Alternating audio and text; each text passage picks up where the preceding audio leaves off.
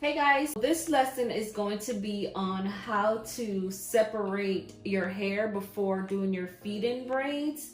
And I want to point out this rack right here, you guys. This is a rack that you can purchase from Amazon, you can purchase from Walmart, Joann's Fabric, or Michael's.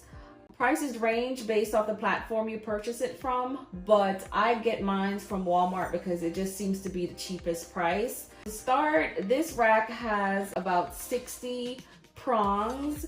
They're gonna have 6 rows, and in each rows there are gonna be 10 prongs. So what I usually like to do is use each row for one braid.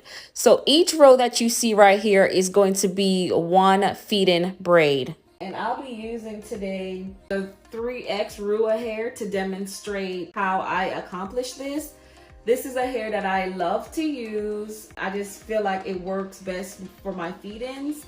I like to start from the right-hand side of the rack and bring it all the way to the left, and that's my right, left, right? The largest pieces of hair, which I'll be placing on this end, is going to be the hair that I feed in last. Okay, so the largest piece of hair is going to be about this much.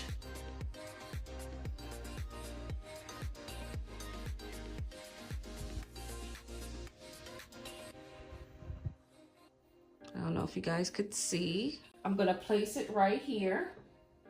And then the last 3 is going to be this same size. So you're gonna try to get it as close to this size as possible by feeling.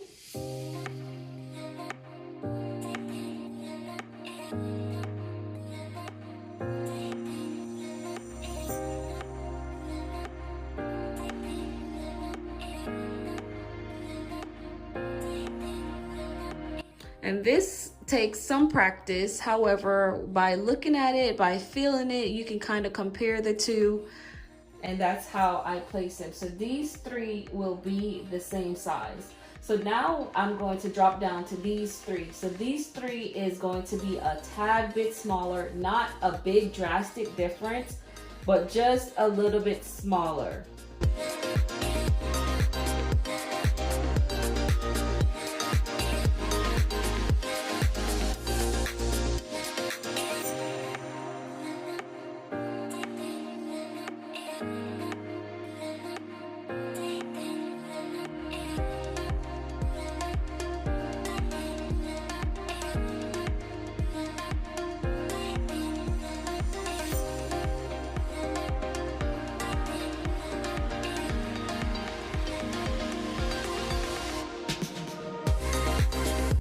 Okay, so now that I'm at the last 4, as I gradually go to the front, I want these to get smaller and smaller every step.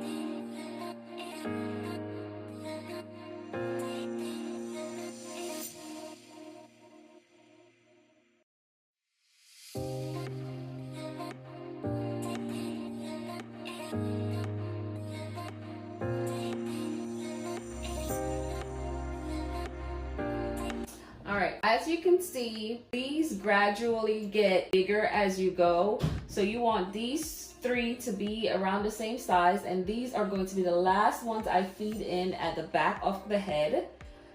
And as I'm going, these get smaller, and then these 4 just kind of gradually get smaller. So each one is smaller than the next. And if you want to get even smaller based off your client's head or their hair, you want to go ahead and just throw in, just to make sure you don't have to separate. You want to throw in a tiny one across. And sometimes you might need some extra hair. So if I need to add more hair in to the braid, Sometimes I'll throw some just going across like this. And this is if I feel like, okay, I'm gonna need more hair than that. But I try my best to use one row for each head.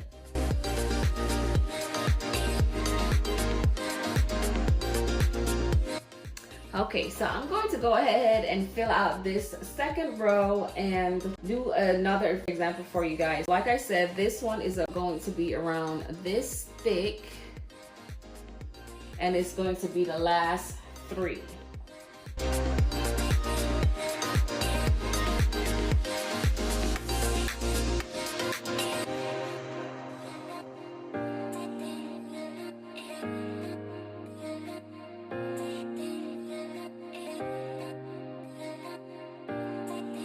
So then when I get to these 3, I get a little bit smaller, but these 3 are the same size.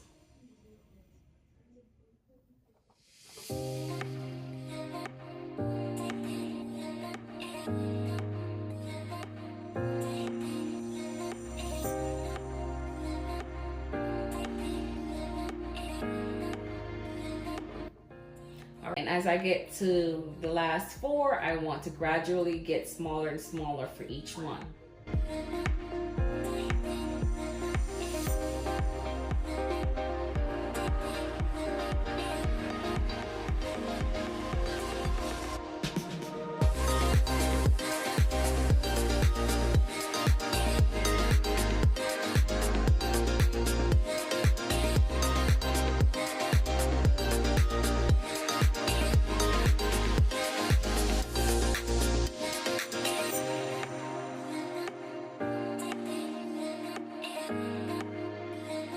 If I want, I just throw a little small one just in case they have really fine hair.